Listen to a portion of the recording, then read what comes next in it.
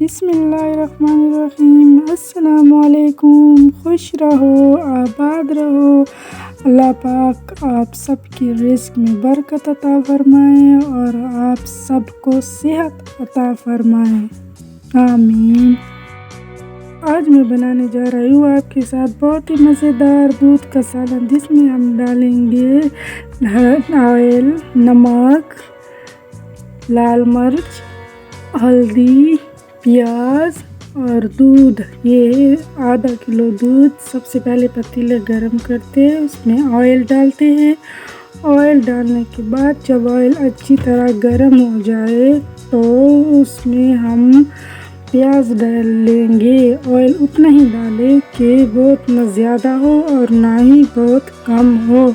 اب جب آئل اچھی طرح گرم ہو جائے تو ہم آدھا پیاز کاٹ کر اس میں ڈال دیں گے، کیونکہ اس میں صرف آدھا ہی پیاز ڈالا جاتا ہے۔ یہ اس حساب سے ہوتا ہے کہ ہم کتنا سالن بنا رہے ہیں۔ یہ ہم بنا رہے ہیں 3-4 افراد کے لیے۔ تو جب پیاز ہلکے براؤن ہو جائے اور دیکھتے رہیے، اس میں میں نے کوئی بھی ویڈیو سکپ نہیں کی۔ تب تک آپ چمچ ہلاتے رہے تاکہ پیاز جل نہ جائے،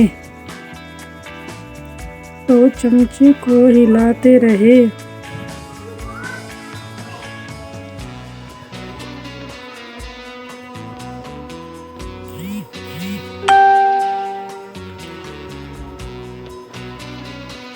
جب پیاز اب ہلکے براؤن ہونے والے ہیں، زیادہ جلانے نہیں ہیں، ہلکے براؤن ہو گئے، اب اس میں تھوڑا سا پانی ڈال دیتے ہیں۔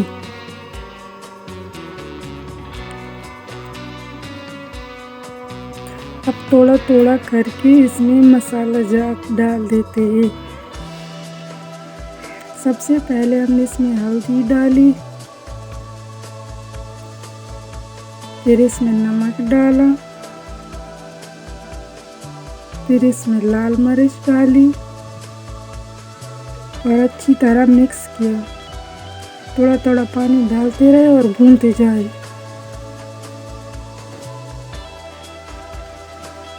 اب جو آدھا کلو دودھ تھا وہ ہم اس میں ڈالیں گے۔ یہ ہم نے ثابت زیرہ ڈالا ہے، اس سے ذائقہ اور بھی بہترین ہو جاتا ہے۔ اب اس میں ہم نے دودھ ڈال دیا۔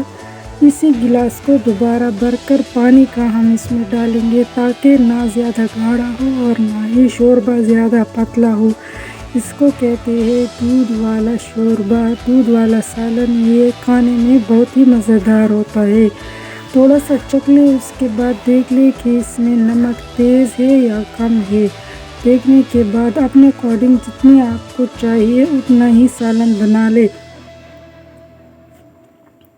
اب اس میں اتنے تک چمچ ہلاتے رہے جب تک اس کو 1-2 ابال آ جائے۔ اگر تو دودھ کڑا ہوا ہے تو زیادہ ابالنے کی ضرورت نہیں ہے، اور اگر دودھ کچا ہے تو تھوڑی دیر ابال آنے دے۔